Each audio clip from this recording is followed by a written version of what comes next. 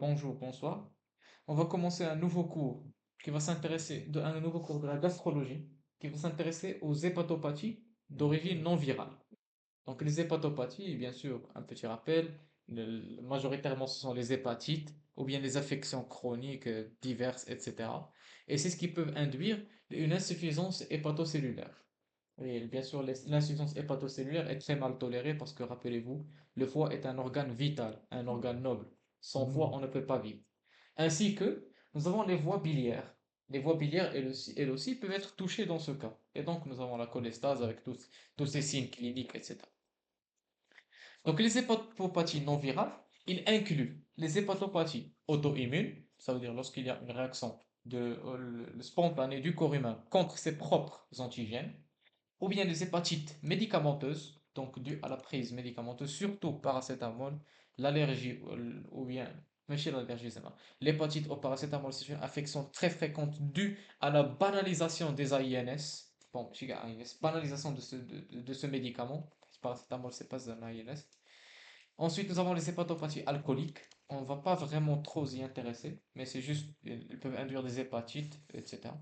La stéatopathie non alcoolique, donc une atteinte métabolique, ça rentre dans le terme des atteintes métaboliques, donc non alcooliques, les NASH, et ce qui est une infection de plus ascendante, émergente, qui devient de plus en plus fréquente, surtout dans notre cadre récent, d'industrialisation, etc., dyslipidémie et autres.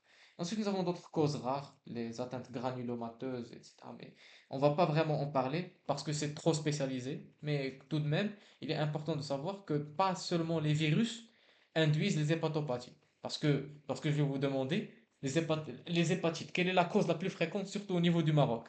C'est l'hépatite A, B, C, D.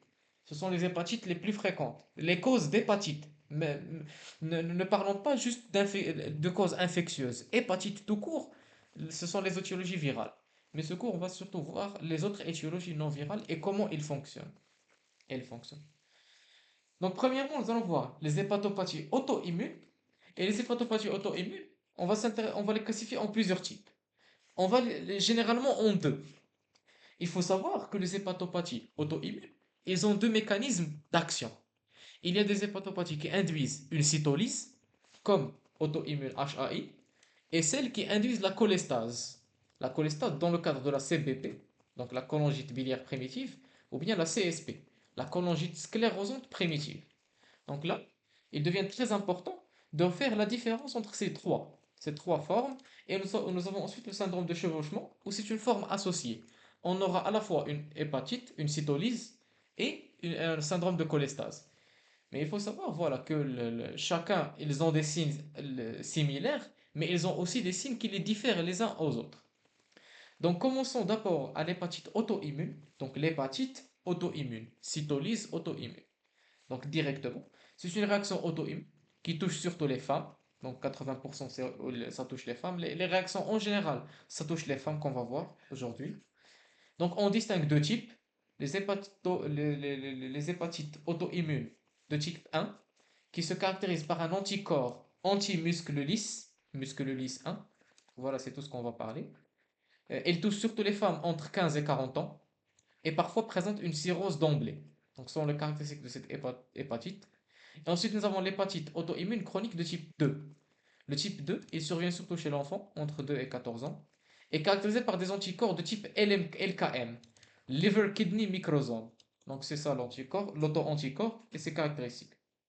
Donc, comme on a dit, cette hépatopathie, elle va induire une cytolyse et non pas une cholestase. Donc, autrement dit, ce qu'on va chercher à la biologie, etc., les symptômes, c'est ce qu'on va trouver. Donc, à la découverte, on va trouver d'abord une asthénie, une anorexie et un amaigrissement, l'altération de l'état général. Surtout, il est très marqué au niveau du type 1, et lorsque l'hépatite est massive, parce que rappelez-vous, le foie, organe noble, sans foie, il ne peut plus exercer sa fonction, donc synthèse des cellules biliaires, il n'y a plus rien. Donc, bon, ce n'est pas vraiment la cholestase ici, c'est plutôt la synthèse, il n'y a plus. Donc, ictère franc, donc ictère dû à l'accumulation, parce qu'encore une fois, le foie, il ne peut plus faire sortir les cellules la bilirubine, il ne peut plus la conjuguer, parce qu'il y a un défaut de fonctionnement. Et parfois, on peut avoir une hépatite même fulminante. L'hépatite fulminante, elle survient surtout lorsqu'il y a une accumulation de l'acide urique. Donc l'acide urique, l'ammonia, l'ammoniurie, l'ammoniémie, désolé, au sang, il augmente et ce qui va induire une encéphalopathie associée. Donc elle va commencer, son taux va augmenter au niveau des méninges et ça va faire une encéphalopathie hépatique et donc hépatite fulminante. Et dans ces cadres, c'est très très grave où le traitement d'emblée doit être une transplantation hépatique. Mais la transplantation hépatique n'est pas vraiment accessible au Maroc. Au stade de cirrhose, à la suite d'une décompensation clinique, on peut découvrir d'emblée au niveau de la cirrhose s'il s'agit d'une consultation tardive, une décompensation clinique à la fois. Donc, rappelez, la cirrhose, c'est quoi? C'est un état euh, malade, c'est une maladie au niveau du foie où il y a une régénération permanente sur un foie voilà, qui nécrose et régénère. Donc, voilà, cette hépatite, c'est une atteinte chronique, autrement dit, où il y a des nécroses, une réaction auto-immune, et le foie se régénère. Et donc, ça peut évoluer vers la cirrhose. On peut avoir aussi des manifestations extra-hépatiques. Donc, si nous avons cette réaction auto-immune, elle survient autre part, notamment au niveau de la peau, au niveau des articulations, au niveau de n'importe où. Ça va induire une symptomatologie extra-hépatique. On peut aussi la découvrir au niveau de la biologie, surtout lors des tests systématiques, par exemple avant un entretien d'embauche, ils peuvent demander un bilan hépatique. Et donc le bilan hépatique, il va révéler alors quoi? Logiquement, les transaminases élevées, parce que nous sommes dans l'hépatite, la cytolyse. Donc l'examen clinique, qu'est-ce qu'on va chercher? Il est souvent normal, surtout si voilà, il consulte de manière précoce. On peut trouver une hépatomégalie, une splénomégalie parfois. On peut avoir les angiomes stellaires et des manifestations extra-hépatiques auto-immunes, en particulier cutanées. Donc les angiomes stellaires, rappelez-vous, c'était un symptôme de l'insuffisance hépatocellulaire. Ils pouvaient induire aussi l'hypertension portale, l'insuffisance hépatique. Donc ça aussi, l'hypertension portale, l'hépatomégalie, l'accumulation veineuse, et splénomégalie, c'est l'hypertension portale. Et splénomégalie peuvent être même présentes en absence de l'hypertension portale. Donc elle peut être là, ou tous les signes à la fois, ou bien il y en a quelques-uns manquants, mais ce n'est pas, ça ne veut pas dire que l'hépatite n'est pas là. Les manifestations extra-hépatiques, surtout au niveau du type 2, les manifestations sont disséminées partout. Ce sont des réactions auto-immunes. Au niveau cutané, comme les érythèmes, les papules, purpura, aspect lipoïde, vitiligo, etc. Manifestations rhumatologiques, arthrite, arthralgie, etc. Manifestations endocriniennes, syndrome de Cushing, diabète insulinodépendant, thyroïdite d'Hashimoto. Donc, ce sont au final des atteintes disséminées, euh, qui peuvent se produire n'importe où et qui ont un lien avec l'inflammation au niveau de quelque part. Donc, voilà. Glomérulonéphrite, acidose tubulaire, colite inflammatoire, maladie cœliaque, pleurésie, infiltration parenchymateuse diffuse. Des marqueurs de l'inflammation et voilà. Anémie hémolytique auto-immune, purpura thrombopénique. Donc, هذوما les manifestations extra-hépatiques. Et c'est pour cela qu'ils causent un léger problème de diagnostic. Parce que dans certains cas, la consultation, elle peut survenir à cause de ces signes-là. Parce que l'hépatite auto-immune, elle peut passer, l'atteinte hépatique elle-même, elle peut être passée sous le radar. Donc, on ne peut pas la trouver facilement. Donc, c'est ça, ça cause un problème réel de diagnostic. Concernant la biologie, puisqu'on a dit que nous sommes dans un tableau de cytolyse, désolé, on va avoir une élévation des transaminases. Par contre, les phosphatases alcalines et les gamma-GT, elles sont normales ou bien peuvent être un peu augmentées. Comme on a dit, l'hépatite, elle n'est pas une atteinte cholestatique, elle est une atteinte cytolytique. Ce n'est pas comme les cholangites qu'on va voir, Inch'Allah. Les cholangites sont des atteintes cholestatiques. Donc, dans ce cas, on aura une augmentation de ces enzymes. Mais il y a un cas où ces deux enzymes vont être élevées, par exemple. Elles vont être élevées d'emblée, d'une quantité très, très, très marquée. Dans le syndrome de chevauchement. Lors du syndrome de chevauchement, le syndrome associatif, où on a les deux atteintes à la fois, ça veut dire cholangite et hépatite, dans ce cas, on aura l'élévation des deux. On peut aussi faire une électrophorèse et on trouve une hypergamma polyglobulinémie polyclonale. Donc plusieurs anticorps différents. Il n'y a pas vraiment un seul anticorps spécifique. Donc hypergamma polyclonale, plusieurs types d'anticorps. Et cette élévation est surtout de type IgG. C'est ce qu'on va voir, c'est une différence entre le- la cholangite et l'hépatite. L'hépatite, c'est de type IgG. Les cholangites, les deux, sont de type IgM. Donc, les auto-anticorps, on a plusieurs types. On peut trouver le HAI type 1, anti-muscle lisse, anti-LKM, anti-LC1, anti-antigène soluble hépatique, anti-noyau, anti-ADN, etc. Donc, comme on a dit, des anticorps polyclonaux, donc plusieurs types de anticorps. On peut avoir parfois des auto-anticorps antithyroïdiens. Donc, si nous avons celle-ci, on aura la thyroïdite d'Hashimoto associée, etc. Anticellules pariétales gastriques, antithyroglobulines. Donc, ça rentre dans le cadre des maladies auto-immunes. Donc, dans ce cas, on va se baser sur quoi pour le diagnostic positif? Le diagnostic positif, comme on a dit, puisqu'il s'agit d'une infection auto-immune, on aura besoin d'étudier le tissu hépatique. Donc, la biopsie hépatique est nécessaire dans ce cas. Elle est indispensable. Nous ne pouvons pas confirmer l'hépatite auto-immune seulement sur la sérologie, par exemple. La sérologie, c'est un indicateur, même majeur, mais tout de même, l'examen anatomopathologique, il est fiable à 100%. Mais bien sûr, il faut s'assurer que la biopsie hépatique est faisable. Donc voilà. Les lésions observées, on aura bien sûr des infiltrations inflammatoires, lymphoplasmocytaires, nécrose hépatocytaire, donc cytolyse, et fibrose plus ou moins marquée. Parce que, comme on a dit, elle peut évoluer vers le stade de cirrhose. Donc, comme on a dit, dans certains cas, elle est diagnostiquée dans un stade tardif. Donc, on a une cirrhose. La cirrhose, c'est quoi? Comme j'ai dit, c'est un état malade, pathologique, où le foie, il a subi plusieurs nécroses et plusieurs nodules de régénération. Et donc, il se trouve dans un état de fibrose mutilante. Donc, il y a un remodelage de tissu hépatique qui devient complètement anormal. Voilà. Donc, le diagnostic positif, on se réfère à un score aussi. Si on trouve par exemple plusieurs notions, ça nous donne des points. Donc, regardez ici, par exemple, le sexe féminin, ça donne déjà 2 points. Maladie auto-immune associée, autre, etc., 2 points. Et lorsque le score il est supérieur à 17, il est certain. Et regardez ici, même l'histologie, elle occupe plusieurs points. Donc, nécrose parcellaire, plus 3, infiltration, plus 1, rosette, plus 1. Par contre, s'il n'y a aucun signe histologique, donc on retranche des points même. Ça veut dire que l'histologie est très importante pour le diagnostic. Donc voilà. Le diagnostic différentiel, bien sûr, l'hépatite aiguë, l'hépatite auto-immune, désolé, elle peut évoluer de deux manières. Soit d'une manière aiguë, ou bien d'une manière chronique. Et donc, comme on a dit, dans le cadre d'une manière aiguë, elle peut évoluer vers l'encéphalopathie. Et là, nous sommes dans un état grave. Rappelez-vous, une cytolyse aiguë, elle se traduit par une transaminase élevée 10 fois la normale. Donc, c'est ce qu'on peut trouver. Et on peut trouver même les signes graves, donc l'astérixis, rappelez-vous, ou bien le coma.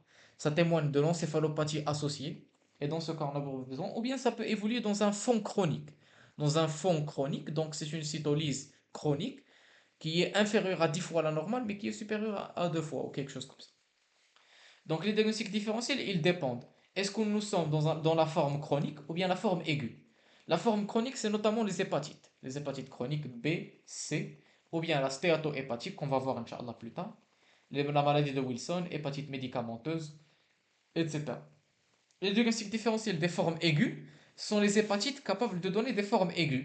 Donc toutes les hépatites peuvent donner aiguë, même la B et C. Même si la B et C, on les associe avec les formes chroniques, mais ils donnent plus d'aigus que de chroniques. On peut aussi avoir le virus d'Epstein-Barr, le virus d'herpès. Une notion très importante à dire, si nous avons une cytolyse herpétique, elle est très mortelle, elle est très létale. Donc très attention, si un individu se présente pour un herpès labial ou bien herpès génital, il faut faire très attention qu'il peut faire une cytolyse ou bien une hépatite désolée aiguë plus tard due à une réactivation de l'herpès. Donc c'est une possibilité et qui est très létale. Et c'est pour cela que le suivi est nécessaire et important. Pas n'importe quel. Il ne faut pas lier toujours les hépatites avec les virus. On peut avoir, bon, mais chez les virus, hein, mais les virus d'hépatite. On peut voir d'autres virus. Donc voilà. Même si c'est un peu plus rare, mais c'est possible, ça se produit. Le traitement, puisque le traitement, bien sûr, c'est une atteinte auto-immune, donc on aura recours aux corticoïdes et aux immunosuppresseurs. Corticoïdes pour diminuer l'inflammation et aux immunosuppresseurs pour désactiver le système immunitaire. Donc dans ce cas, on aura les corticoïdes. Donc la mise en rémission repose sur les corticoïdes au début. Donc c'est le traitement d'attaque. On peut ajouter l'azatioprine. L'azatioprine, c'est un immunosuppresseur. Et lorsqu'on ajoute, ça permet de diminuer la dose de corticoïdes. C'est comme si on donnait un traitement adjuvant. Donc on n'a plus besoin de donner une dose élevée de corticoïdes. La prévention de la rechute, traitement d'entretien, donc le traitement de fond, c'est l'azatioprine. Donc on garde les immunosuppresseurs ou bien les corticoïdes à faible dose. Donc on le traitement médical. Par contre, la transplantation hépatique est indiquée quand? Lorsque le foie il est tellement malade qu'on ne peut pas le sauver. Donc notamment dans les formes fulminantes. Pourquoi? Parce que les formes fulminantes peuvent induire au décès dans les quelques jours qui suivent. C'est pour cela la transplantation hépatique, elle doit, si c'est possible, elle est indiquée et rapidement exercée. Ou bien dans le stade de cirrhose grave, décompensée. Encore une fois, le foie il devient inefficace et dans ce cas la transplantation est indiquée afin d'être capable de sauver la fonction hépatique. Donc voilà, c'est tout concernant l'hépatite auto-immune. Donc on a vu c'était la première affection auto-immune qui induisait la cytolyse. Elle se caractérisait par des anticorps polyclonaux ainsi que de type IgG qui induisaient la cytolyse, donc biologie, etc. Les transaminases élevées, mais les marqueurs de cholestase ils sont normaux. Donc maintenant on va passer à la deuxième infection liée à la cholangite biliaire primitive, donc la CBP. La cholangite biliaire primitive, il faut savoir qu'elle cause un petit problème de diagnostic face à la CSP, la cholangite sclérosante primitive. Donc ce sont deux diagnostics différents et c'est pour qu'il faut à tout prix différencier et qu'il faut à tout prix savoir correctement comment faire la différence et faire la part des choses. Parce que les traitements ils peuvent être différents. Bon, le traitement est un peu près similaire, mais tout de même, ce sont deux tableaux cliniques différents qu'on doit correctement agir face. Donc la CBP, elle se caractérise par quoi? Donc la cholangite biliaire primitive, c'est une affection des petites voies biliaires intrahépatiques. Donc les petites voies biliaires intrahépatiques. Et c'est là où on trouve notre première différence. La CBP, elle touche seulement les voies intrahépatiques. Alors que la CSP, la cholangite sclérosante, elle touche les voies intra- et extrahépatiques. La deuxième chose, c'est une maladie chronique rare, cholestatique, comme on a dit. Le terme de cirrhose, anciennement, elle était appelée cholangite cirrhotique primitive. Parce que cette maladie, elle peut évoluer vers la cirrhose. Mais c'est un terme qu'on n'utilise plus parce qu'on peut éviter la cirrhose. On veut éviter la cirrhose dans ce cas.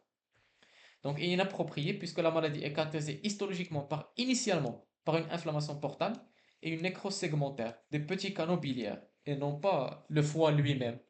Donc voilà. Alors que les lésions de fibrose, ils ne surviennent qu'au stade terminal. Donc nous, en tant que futurs médecins, on veut éviter la survenue de la cirrhose. C'est pour cela la cirrhose est un terme incorrectement utilisé parce que la maladie elle-même, elle ne se caractérise pas immédiatement de la cirrhose. Si on la traite correctement, elle ne la donnerait jamais. Donc les circonstances découvertes, elles touchent essentiellement les femmes entre 30 à 65 ans. On distingue trois phases. Une phase asymptomatique, une phase symptomatique, donc cholestatique, et la phase terminale, la phase cirrhotique.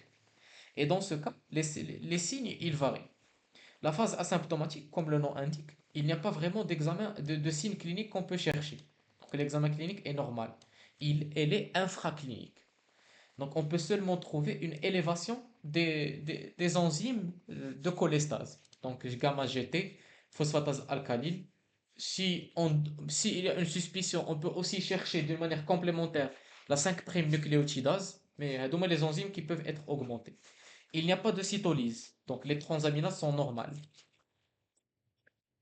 À la phase symptomatique, le signe majeur, c'est le prurit. Le prurit, ou bien prurite, je ne suis pas sûr du terme correct, ce sont des lésions, ce n'est pas des lésions, mais voilà, c'est une sensation qui pousse au grattage. Pourquoi? Dû à l'accumulation des sels biliaires au niveau de la peau, au niveau des tissus périphériques. Parce que le foie, il n'est plus capable de les excréter au niveau de la voie biliaire. On peut aussi trouver une asthénie, parfois un ictère ou bien subictère, urine foncée, mais les selles sont généralement normales dans ce cas. Et plus rarement, on peut avoir des dépôts xanthomateux, cutanés, ou bien l'hypocratisme digital, ou bien l'hépatomégalie. Donc ce sont des signes, en général, c'est ce qu'on trouve. Et ça rentre au final dans le syndrome de cholestase. Syndrome de cholestase, on peut le trouver décapité, entre guillemets. Ça veut dire un signe, il est manquant. Donc la cholestase, autrement dit, sel foncé, désolé, urine foncée, sel décoloré et prurit, avec ictère. Ictère ou bien subictère, ça dépend du degré d'accumulation de bilirubine au niveau du sang. À la phase terminale, la cholestase, elle est très marquée, donc bilirubine très élevée, mais on a aussi les signes de complications, notamment l'acide, l'insuffisance hépatocellulaire et l'hypertension portale. Donc nous rentrons dans le cadre de la cirrhose hépatique, où le foie il commence à devenir inefficace. Donc la biologie, comme on l'a dit, augmentation des phosphatases alcalines, gamma-GT, augmentation de la bilurébinémie. Donc ce sont des indications de cholestase. C'est l'élévation de ces deux marqueurs. Augmentation modérée des transaminases, et donc une légère souffrance des hépatocytes. Augmentation de la cholestérolémie, c'est normal parce que normalement la bile elle contient le cholestérol et l'excès est éliminé. Mais si on ne l'élimine pas, il y a une accumulation et c'est ce qui peut induire les dépôts, l'exanthome, rappelez-vous. Augmentation des gamma-globulines de type IgM dans ce cas. Rappelez-vous, ce n'est pas comme l'hépatite auto-immune. L'hépatite auto-immune, on avait vu, c'était de type IgG. Et l'albumine et taux de prothrombine normaux dans ce cas, à peu près. Parce que nous ne sommes pas vraiment dans l'insuffisance hépatique qui induit une diminution de la synthèse des protéines. Ce n'est qu'au stade terminal, comme on a dit, où il y a l'insuffisance, et on aura l'acide, etc., dû à la diminution des protéines et tout ça, tout ça. Décompensation. Les auto-anticorps. Dans ce cas, la CBP, une autre différence, c'est que les auto-anticorps sont toujours positifs. Toujours. Ce n'est pas comme l'hépatite auto-immune. L'hépatite auto-immune, les anticorps peuvent être présents comme ils peuvent ne pas être présents, positifs ou négatifs. Mais concernant la CBP, cholangite biliaire primitive, les auto-anticorps sont toujours présents, plus ou moins. Ça veut dire que si on les trouve, c'est immédiatement une CBP. Il y a pas de doute. Donc le diagnostic positif repose sur la mise en évidence de ces anticorps. De quel type? De type anti-M2, anti-mitochondrie. Ça aussi, c'est une différence entre la CBP et la CSP. La CBP, la cholangite biliaire primitive, elle a un anticorps spécifique, anti-M2. Alors qu'on va voir la CSP, elle n'a pas d'anticorps spécifique. Voilà. On peut aussi trouver dans certains cas autres auto-anticorps, mais ça ne nous intéresse pas vraiment dans ce cas. L'examen morphologique, l'échographie, absence de dilatation des voies biliaires intrahépatiques. On peut trouver au niveau de l'échographie ou bien au scanner une lithiase vésiculaire est fréquente associée, ou bien une hépatomégalie. Donc ce sont des lésions associées, surtout au stade avancé, on peut trouver l'hépatomégalie. La ponction, dans ce cas, elle n'est pas indispensable parce que, comme on a dit, le diagnostic, il repose sur la sérologie. Donc, si la sérologie est positive, pas besoin d'aller chercher plus loin. On a confirmé le diagnostic dans ce cas. Mais au niveau de la ponction, on peut stadifier le degré d'inflammation et le degré d'atteinte. Donc, de stade 1 au stade 4. Et rappelez-vous, le stade 4 au stade terminal, donc nous sommes dans la cirrhose hépatique. C'est bon? Donc stade 1, c'est stade floride. L'épithélium des petits canaux biliaires est légèrement altéré. Le second stade, prolifération ductulaire des canaux biliaires, etc. Troisième stade, fibrose. Et cette fibrose peut commencer à toucher le foie lui-même et nous donner la cirrhose au stade 4. Donc voilà, c'est ça, l'évaluation et la stadification de l'état du foie en fonction de la biopsie. Mais comme on a dit, elle n'est pas nécessaire. Donc ce n'est qu'une démarche complémentaire pour évaluer et stadifier. Mais si par exemple au niveau de l'échographie ou bien au scanner, on voit un foie normal, c'est que c'est probablement, on n'est pas encore au niveau du stade de la cirrhose. Donc si on traite correctement, pas besoin d'aller chercher plus loin. Les manifestations extra-hépatiques auto-immunes, on peut voir le syndrome de Sjogren, syndrome de Raynaud et le CREST syndrome. Syndrome de Sjogren, j'ai oublié ça, c'est quoi? Le syndrome de Raynaud, c'est une atteinte cutanée et surtout des mains et des doigts. Et le CREST syndrome, il est associé. Donc, syndrome de Raynaud, c'est une vasoconstriction périphérique. et Crest syndrome, ce sont des dépôts au niveau des doigts qui les rendent anormaux. Donc, il y a juste des atteintes, donc une inflammation périphérique, etc., qui induit cette symptomatologie. Les manifestations extra-hépatiques maintenant non auto-immunes, on peut voir la lithiase vésiculaire. Donc, comme on a dit, c'était un signe associé qu'on pouvait trouver, la lithiase vésiculaire. La stéatorée, due à un problème métabolique, parce que qui dit cholestase dit défaut d'absorption des acides biliaires, donc diminution de la sécrétion des acides biliaires, donc nous n'absorbons plus les lipides, etc. Et donc problème métabolique, ainsi que ostéomalacie et ostéoporose, due à une malabsorption de vitamine D, parce que vitamine D c'est une vitamine liposoluble, donc si on ne l'absorbe plus, donc on ne peut plus avoir de la vitamine D au niveau du corps humain, ce qui nous donne l'ostéomalacie et l'ostéoporose. Et parfois les infections urinaires et les cancers, surtout dans le cadre d'une atteinte du sein, cancer du sein chez la femme. Donc voilà. Voilà, la femme une maladie auto-immune, elle peut évoluer, etc. Donc, quand est-ce qu'on retient le diagnostic? Lorsqu'on a au moins deux critères. Donc, les deux critères, le premier, c'est la cholestase. C'est nécessaire parce que, comme on l'a dit, c'est une maladie de cholestase. On a les anticorps qui sont positifs ou bien une lésion de cholangite à la ponction. Donc, on a sclérosante, mais bon, cholangite en général. Donc, si on a deux critères à partir de ces trois, on peut confirmer la CBP. Les anticorps spécifiques, anti-M2, de type IgM, surtout, syndrome de cholestase, etc. Donc, deux de ces trois signes est suffisant pour confirmer la CBP. Même si la sérologie elle est spécifique, mais voilà. La symptomatologie elle repose surtout sur la cholestase. Donc, si les anticorps sont présents, c'est que réellement la cholestase est là associée. Parce que la cholestase est présente à n'importe quel stade. Donc voilà. Les diagnostics différentiels dont il faut faire attention, la cholestase extra-hépatique bien sûr, elle peut donner à peu près la même symptomatologie, mais la sérologie est négative. Ensuite, la CSP. La CSP, rappelez-vous, il y avait deux différences dont on avait dit. Maintenant, on va voir la troisième. La CSP, premièrement, elle n'a pas d'anticorps spécifique.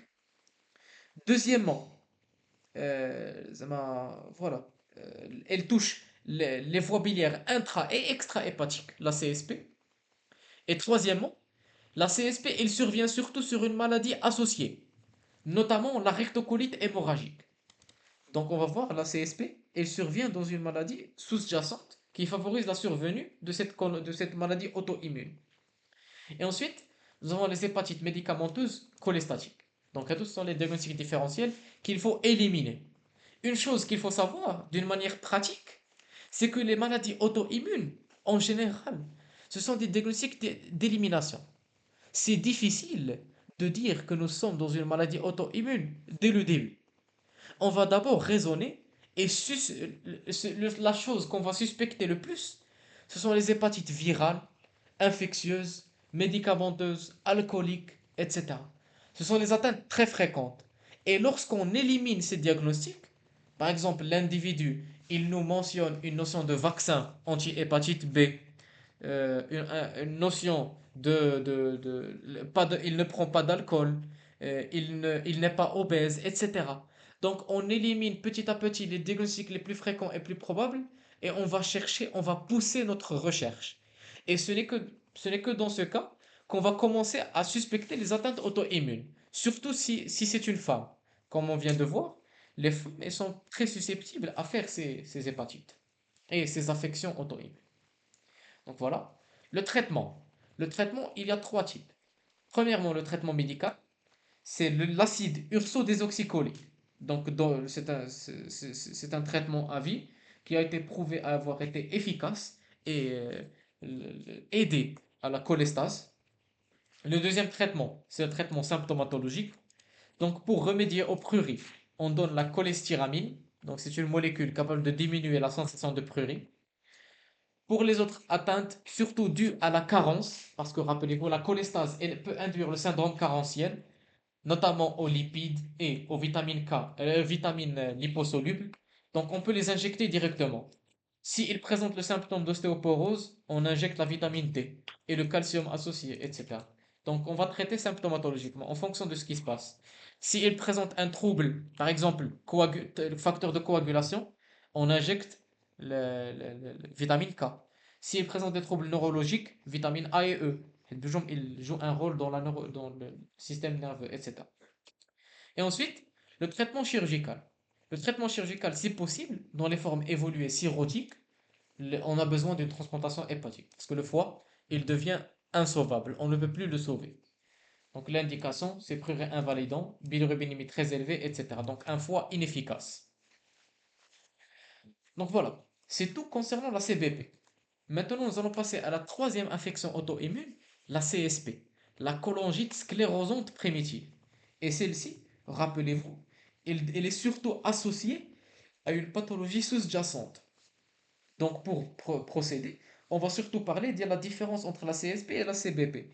La CSP, elle n'a pas d'anticorps spécifique, elle touche les voies biliaires intra- et extra-hépatiques, et elle est associée surtout au rectocolite hémorragique. Voilà. En introduction, atteinte des voies biliaires intra et extra, cholestase chronique, cirrhose biliaire, donc voilà, sclérosante, et elle peut survenir seule, ou souvent en associant à une colite inflammatoire. Souvent, le plus souvent en association. Donc on doit chercher une pathologie sous-jacente. Donc notamment rectocolite, on peut avoir d'autres pathologies, donc inflammatoires qu'on va chercher. Voilà. La clinique, encore une fois, cholestase ou bien cirrhose. Donc c'est à peu près la même symptomatologie que la CBP, sauf qu'il y a certaines différences qu'on peut trouver. À l'examen clinique, on peut trouver l'hépatomégalie modérée. La biologie, encore une fois, l'augmentation des phosphatases alcalines, les gamma-GT, l'hyperbilirubinémie. Donc ces deux notions, c'est l'indicateur de la cholestase. Les transaminases peuvent être légèrement augmentées, donc ça témoigne d'une légère souffrance des hépatocytes. Augmentation des gamma-globulines de type IgM, mais cette fois, les anticorps, ils sont non spécifiques, et voilà, ils sont non spécifiques. Ce n'est pas comme la CBP, donc c'est une différence. On trouve le syndrome inflammatoire, comme on a dit, parce que le plus souvent, ils surviennent en association. Donc rectocolite, on a le syndrome inflammatoire. Donc dans le cadre des MICI, vitesse d'alimentation accélérée, NFS, hyperleucocytose, APNN, parfois hyperéosinophilie, etc. Les signes biologiques négatifs importants. On ne trouve pas les anticorps antimitochondries. Donc si on trouve anticorps antimitochondries qui sont négatifs, donc nous ne sommes pas dans la CBP, mais nous sommes surtout dans la CSP dans ce cas, la cholangite sclérosante, et non pas la cholangite biliaire. On trouve aussi parfois des anticorps différents, donc anticorps antinoyaux ou bien antimuscles lisses, mais à des titres non significatifs. Il y a un seul anticorps qu'on peut trouver, qui est un peu spécifique. Il est important, il nous oriente, mais il n'est pas totalement spécifique. C'est l'anticorps anticytoplasme des polynucléaires neutrophiles, noté ANCA. Bon, ça fait beaucoup, mais voilà. C'est un anticorps que si on trouve, il a une valeur.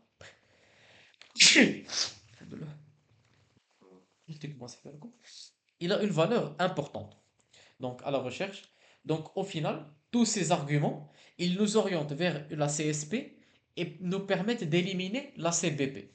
Parce que, comme on a dit, un petit rappel, la CBP, elle se caractérise par l'anticorps spécifique anti-M2, mitochondrie. Voilà. À la morphologie. La morphologie, on peut demander une échographie. Donc, échographie, on peut voir la dilatation, par exemple, des voies biliaires. On peut voir les sténoses, parce que l'inflammation, elle peut induire l'épaississement de la paroi, ce qui peut fermer, sténoser la voie biliaire, etc. Et comme on a dit, ils peuvent être soit intra ou extra-hépatiques. Dans les stades tardifs, on peut trouver l'hypertension portable. Le scanner, il peut être aussi indiqué. Il nous permet de voir les mêmes images. Il nous permet de voir l'hypervascularisation dans le cadre de l'inflammation. Mais le gold standard, c'est l'IRM, la BILI-IRM. C'est une méthode non invasive qui nous permet vraiment d'étudier très spécifiquement les voies biliaires intrahépatiques et extrahépatiques. Et là, on commence à parler à des formes. On parle d'un arbre mort au niveau intrahépatique. L'arbre mort, voilà, aspect en arbre mort. Donc diminution de l'arborisation due à l'oblitération des canaux. Donc certains canaux, ils sont totalement bouchés, non fonctionnels, etc. Donc l'arbre mort. Donc diminution voilà, des racines et de la subdivision des voies biliaires intrahépatiques, dilatation focale, irrégularité murale, sténose segmentaire, etc. Donc voilà, l'aspect qu'on va trouver. Concernant la voie biliaire extrahépatique, on trouve des sténoses encore une fois plus étendues, avec absence de dilatation systénotique. Donc, nous les atteintes qu'on peut trouver. Voici des IRM qui peuvent nous montrer de la sténose avec les voies biliaires intrahépatiques. Encore une fois, bon, c'est un peu difficile à voir sur une image petite, mais on peut voir sur l'image ici en bas à droite des sténoses à ce niveau-là. Si vous voyez ma souris. Donc voilà. On peut faire la ponction, mais elle n'est pas nécessaire. Donc lésion siège à la fois sur les voies biliaires extra et intrahépatiques. Donc la ponction, elle n'est pas, comme on a dit, c'est comme la CBP, elle n'est pas indispensable, mais elle est faite surtout pour étudier le tissu. Donc on trouve une fibrose concentrique inflammatoire en manchant autour des canaux biliaires. Donc, péricolongite, c'est l'aspect histologique le plus évocateur. Donc c'est ce qui nous montre l'atteinte d'une cholangite. C'est une inflammation et qui siège autour et au niveau des voies biliaires. Dans un stade évolué, au niveau de la ponction biopsie hépatique, on va trouver un foie cirrhotique, donc un foie mutilé, fibrosé. C'est au niveau de l'anatomie pathologique. Donc voilà.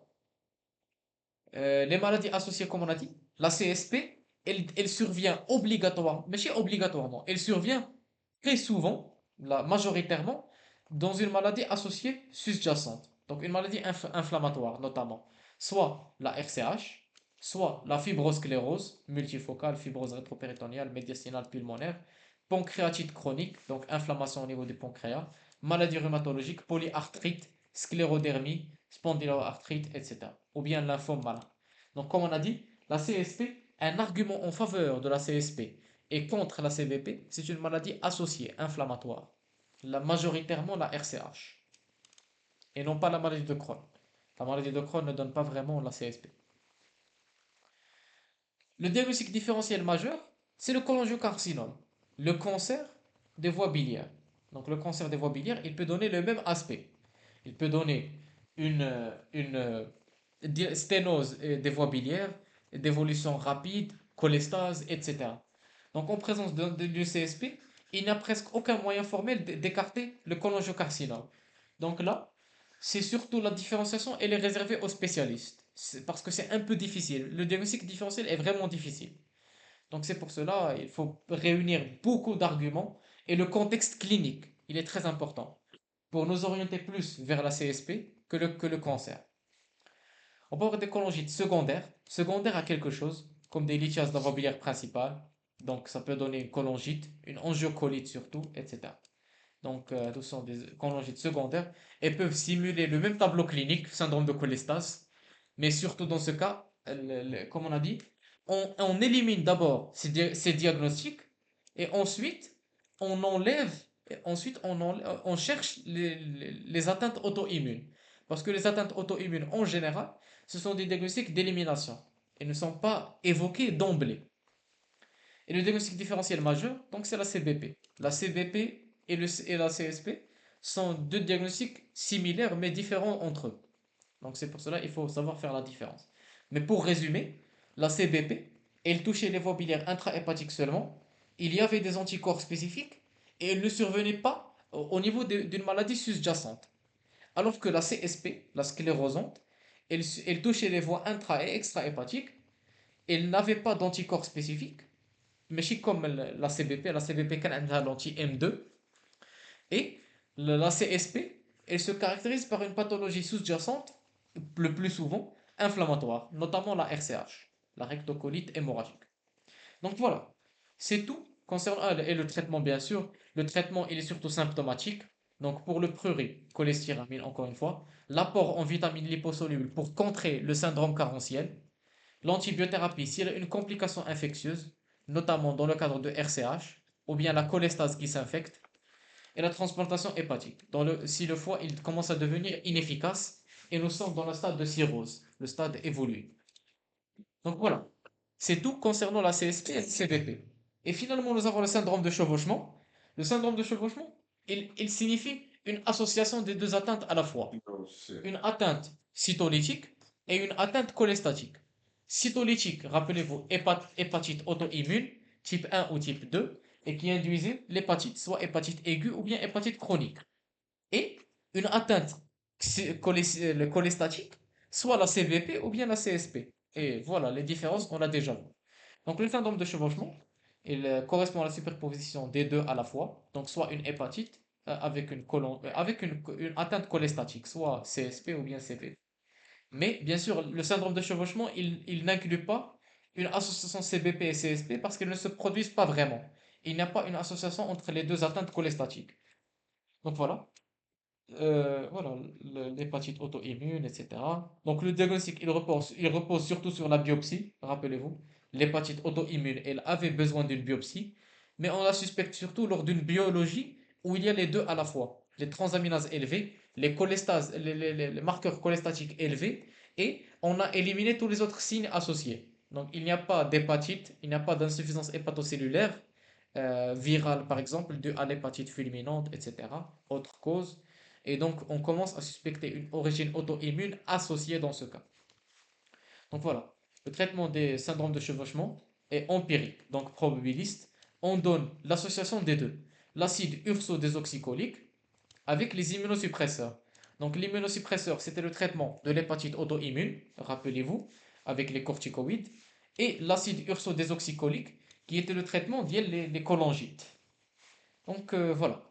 C'est tout concernant les associations, donc critères bien sûr biologiques, phosphatase alcaline élevée, gamma-GT élevé, les anticorps élevés, cholangite, et critères de l'hépatite transaminase élevée, et les gamma-globulinémies de type G, IgG élevés, etc. Donc ça regroupe les deux symptômes à la fois. Donc si vous avez bien compris chaque tableau et comment il se manifeste, vous n'aurez aucun problème à comprendre les manifestations à part ou associées, etc. et les traitements et autres. Donc voilà, c'est tout concernant les hépatites auto-immunes. Maintenant, nous allons voir une petite partie qui s'intéresse aux hépatites médicamenteuses, d'origine médicamenteuse, surtout le paracétamol et les AINS. Le paracétamol et les AINS sont des médicaments banalisés qui sont surtout victimes d'une automédication. Et l'automédication non réglementée, elle court un risque majeur, surtout pour le foie. Le foie, c'est l'usine du corps humain. Donc si on ingère des médicaments à gogo, le foie, il commence à souffrir. Parce que lorsqu'il métabolise les médicaments, il induit la formation des radicaux libres toxiques. Des radicaux toxiques, des métabolites toxiques pour le système. Et c'est ce qui peut induire des hépatites au fur et à mesure. Donc voilà. Elle peut être soit aiguë ou la chronique, cause très rare d'hépatite chronique. Elle donne surtout les formes aiguës. Le diagnostic, il repose sur quoi? Premièrement, on doit éliminer les causes les plus fréquentes. Donc les hépatites virales. On va voir d'abord l'hépatite chronique médicamenteuse, elle est rare. On doit éliminer les hépatites virales. Et on doit avoir un tableau de prise médicamenteuse chronique. Bien sûr, puisque qui dit une hépatite médicamenteuse, on a besoin d'un médicament à incriminer. Donc lorsqu'on demande au patient شنو كنتي كتاخذ مؤخرا ولا ماشي مؤخرا يقول لك Monsieur le docteur, vous savez, ça fait des années que je traite pathologie X ou Y et récemment je commence à montrer l'asthénie, l'amaigrissement, euh, quoi d'autre? Insuffisance hépatocellulaire, donc angiome stellaire, troubles hémostatiques, coagulation, etc. Donc, la symptomatologie, hypertension portale, circulation collatérale, il peut l'avoir, etc. Acide et autres formes. Donc, هادو كاملين, le tableau, il est très important. Donc, c'est pour cela l'interrogatoire, il occupe une place majeure dans notre pratique médicale. Parce que dans la plupart des cas, en écoutant très bien le patient, on va très probablement trouver le diagnostic au niveau de cette étape. Pas besoin, mais si pas besoin, mais c'est systématique. Mais dans la plupart des cas, il est déjà marqué. Il est باين زعما. Voilà. Consommation prolongée. Au niveau des examens, on trouve élévation des transaminases et de la bilirubine, parce que nous sommes dans une hépatite chronique, donc le foie il devient de moins en moins efficace. Amélioration et guérison après interruption de médicaments, qui est un argument majeur en faveur. Ça veut dire que lorsque le patient il vous dit récemment j'ai commencé à présenter voilà, ces signes-là et j'ai arrêté le médicament, donc il remarque une amélioration de la symptomatologie, c'est que c'est très probablement d'origine médicamenteuse. La forme aiguë, la forme aiguë, donc pour ne pas aller trop en détail, ils surviennent de deux méthodes. Soit par le mécanisme direct, ou bien le mécanisme immunoallergique. C'est comme le risque A et le risque B au niveau des effets indésirables médicamenteux. Le risque A, il est lié au mécanisme d'action. Le risque B, c'est le phénomène immunoallergique qui est très grave. Donc les hépatotoxicités directes ou bien immunoallergiques. Donc il y a plusieurs formes, soit les formes cholestatiques, cytolytiques, les formes mixtes. Le traitement, c'est immédiatement arrêter le médicament incriminé.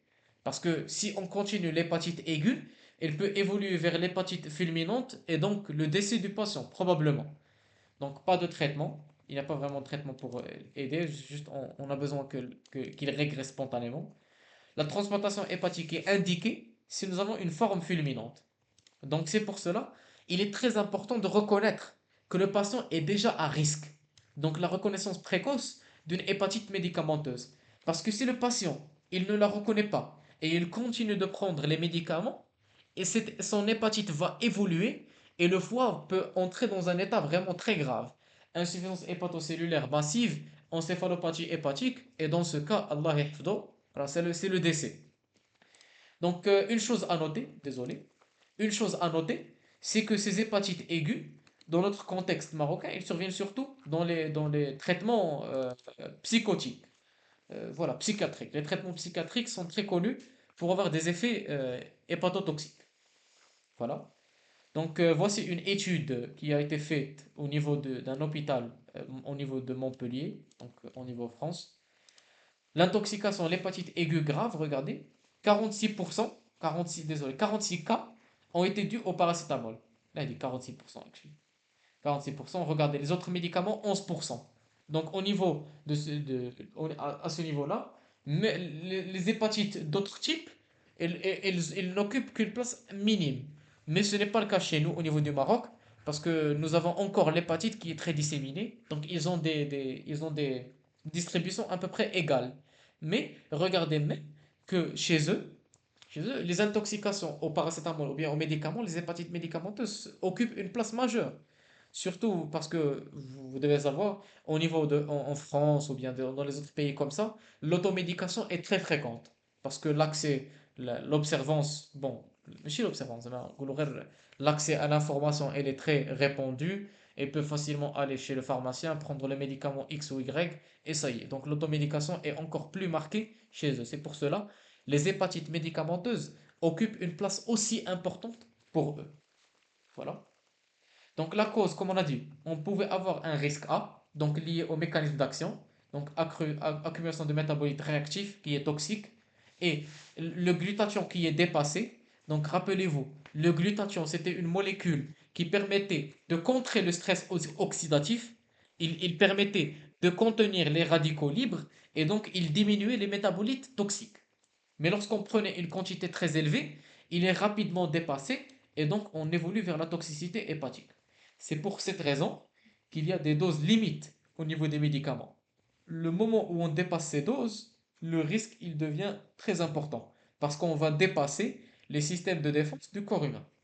Et le deuxième mécanisme, c'est l'immunoallergique, donc formation d'un néo-antigène, un antigène contre anticorps d'un de l'antigène qui va donner une hépatite immunoallergique.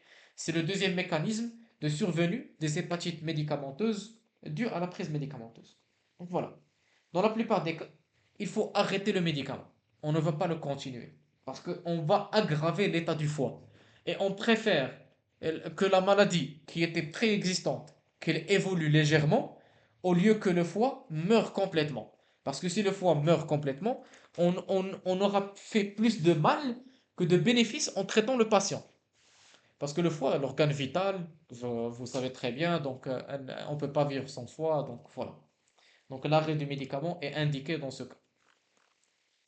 Voilà, les hépatocellulaires, les mixtes, cholestatiques, etc. C'était les médicaments qui pouvaient induire les différentes formes, etc.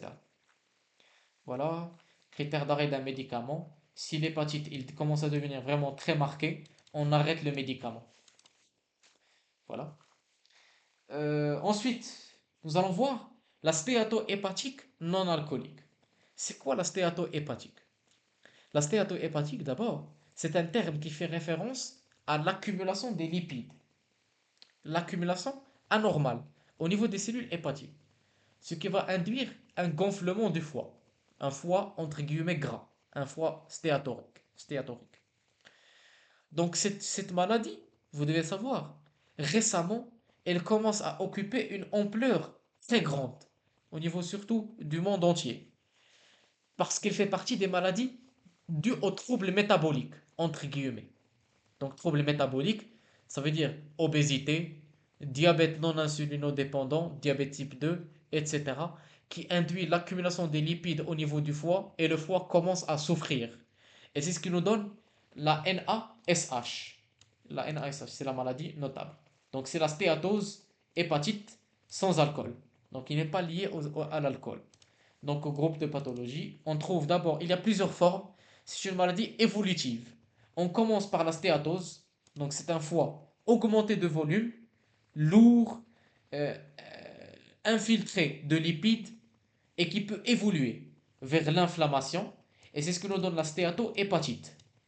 Et si cette lésion, elle continue à évoluer, elle peut nous donner des lésions de fibrose associées. Et si elle évolue encore une fois dans un stade terminal, on aura la cirrhose hépatique due à la NASH. Donc voilà, c'est une stéatohépatique non alcoolique. Voilà, elle est évolutive. Stéatose, c'est la forme simple. Stéatose hépatique, c'est la forme inflammatoire. Et ensuite, stéatose hépatique fibrosante et sclérosante. Donc cirrhose. Voilà.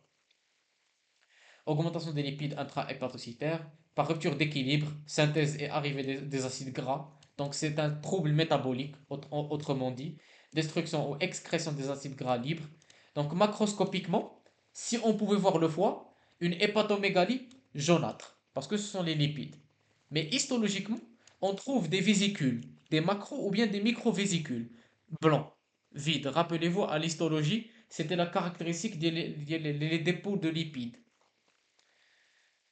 Donc les étiologies, majoritairement, c'est le trouble métabolique. Donc diabète non insulinodépendant, l'obésité, dyslipidémie, hypertension artérielle. Hadou kamlin, ils vont au fur et à mesure induire l'accumulation des lipides au niveau du foie et tout ça. Donc ça va induire le phénomène. Diagnostic différentiel, c'est une atteinte nutritionnelle. Donc un trouble nutritionnel, d'emblée. Donc خونا ما كياكلش مزيان ماشي كياكل خايب بزاف ما كياكلش مزيان. Donc, variation de poids rapide, surpoids, le jeûne, la pancréatopathie, dyslipidémie due à la nutrition, etc.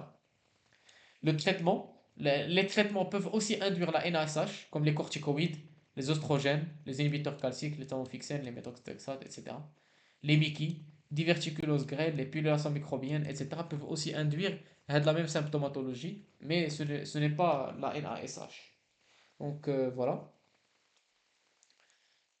Le diagnostic, qu'est-ce qui se passe? Vous devez savoir.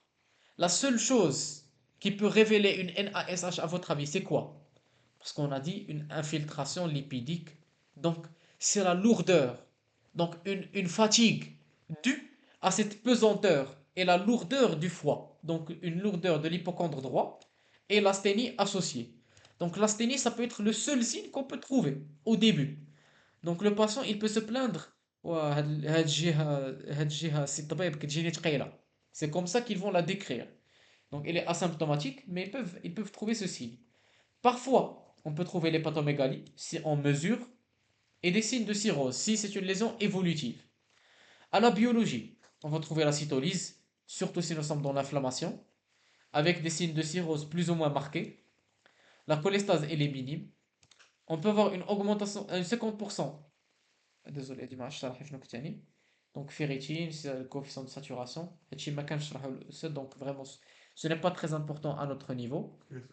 La morphologie. La localisation est plus souvent diffuse que pseudonodulaire, donc c'est tout le foie en entier. C'est pour cela, lors de l'exploration, l'échographie, on trouve des foyers hyper-échogènes. Au scanner, un foie hyperdense. Et l'IRM permet une quantification de la stéatose. Mais j'aimerais aussi ajouter un examen. Un examen qui s'appelle l'élastométrie.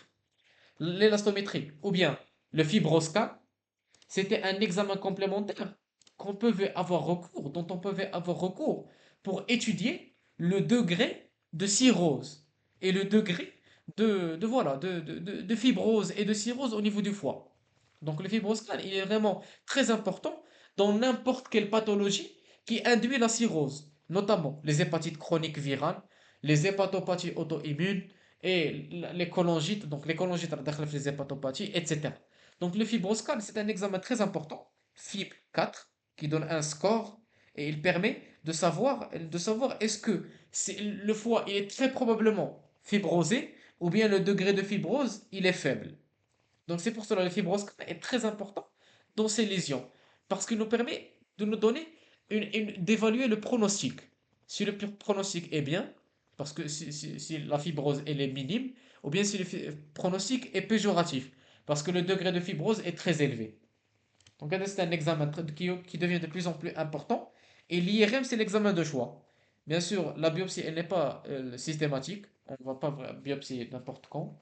Mais si on biopsie, l'histologie, qu'est-ce qu'on va trouver? Une stéatose. Donc ce sont des vacuoles lipidiques avec parfois un infiltrat inflammatoire. Si nous sommes dans la stéato-hépatite, hépatocyte ballonisé, donc voilà, corps de Mallory, noyau chargé en glycogène, et parfois une fibrose péricineusumidale, ce qui témoigne le début de la fibrose. Voilà. Donc, concernant la stéatose, puisqu'on a dit c'est majoritairement dû aux troubles métaboliques, donc le traitement, c'est une, une diététique. Donc, des mesures, donc comme diminution du poids, diminuer le poids au maximum possible, 7 à 10% du poids corporel, équilibrer le diabète, traiter la dyslipidémie, injecter la vitamine E et la pioglitazone, je ne sais pas c'est quoi ce médicament qui est indisponible au Maroc, mais c'est un médicament qui a prouvé avoir été efficace, et donc voilà. C'est un antidiabétique qui permet de stabiliser encore une fois le diabète. Mais au niveau de Maroc, c'est surtout la metformine avec l'association d'une deuxième molécule. Donc, pour évaluer l'efficacité du traitement, on va faire des biopsies, mais des biopsies, des explorations secondaires plus tard pour voir s'il y a une amélioration de l'imagerie. Donc, diminution des anomalies biologiques et de l'infiltration graisseuse à l'imagerie. Donc, on les mesures. Donc, voilà. Et voilà, c'est tout pour aujourd'hui. Donc, il y a aussi la cause alcoolique, mais on ne s'est pas encore intéressé concernant cela. Et il y a aussi l'atteinte granulomateuse qui est surtout due à une maladie de système, comme le lupus ou bien sarcoïdose. Ça donne des granulomes disséminés. Et voilà. La maladie de Wilson, c'est un trouble lié à la céruloplasmine qui induit les dépôts de cuivre disséminés au niveau du corps humain. Donc, c'est juste pour parler rapidement des atteintes, mais ils sont très rares. Les hépatites toxiques dues aux champignons, Amélétaphalloïdes, etc., et donnent des hépatites aiguës fulminantes, mais elles ne sont pas virales, mais elles sont très rares. Syndrome de Bocchiari, c'est l'obstruction des veines hépatiques qui peut induire une souffrance au niveau du foie et donner l'hépatite.